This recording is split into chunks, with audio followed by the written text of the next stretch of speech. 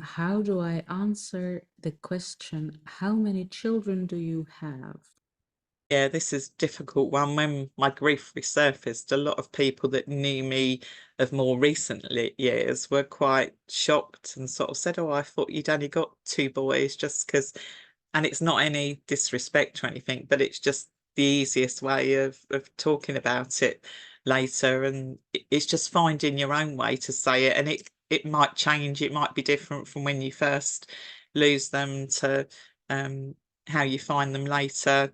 Even my own circumstances, I lost a baby to miscarriage later in between my other two sons as well. So in reality, I've got four children, so two on this earth and two in spirit is often the way that I put it now. But I didn't know at the time it would depend who I was speaking to and in what context. Sometimes if it was like a medical profession, like when I went for the um, birthing appointments with my other two sons and that, it would be, but then you'd have to say the factual things, about obviously how many pregnancies you've had and that then. So sometimes that's a little bit easier.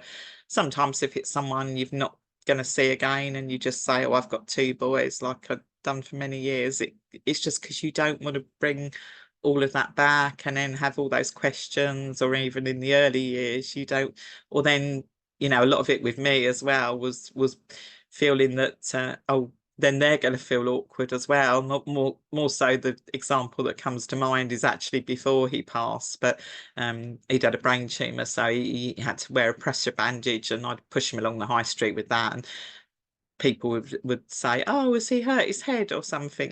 When you're out and about, and most of the time I'd just go, "Oh yeah, he bumped his head," and trundle on because that was it, and And then I think one day I remember saying to this random stranger, like, "No, he's had a brain tumor," because I just wasn't in that frame of mind that day, and it came out quite coldly, and you could just see they were sort of ground swelling me up. What do I say now, and that sort of thing. So it's how it's going to receive from them. And now looking back, I can see that was an energy bolt of just my anger at the time, of how it came up quite sharp at that poor innocent person that was just asking that question. And then other times you can find you'll say something to a relatively random stranger or someone you don't know, someone later, and then you'll have some love-filled, in-depth conversation about it. You may even find out they've maybe had a similar experience, or they're just that sort of person that can be there for you and hold you in that conversation. So I think it's maybe have your sort of stock reply, especially in the early days of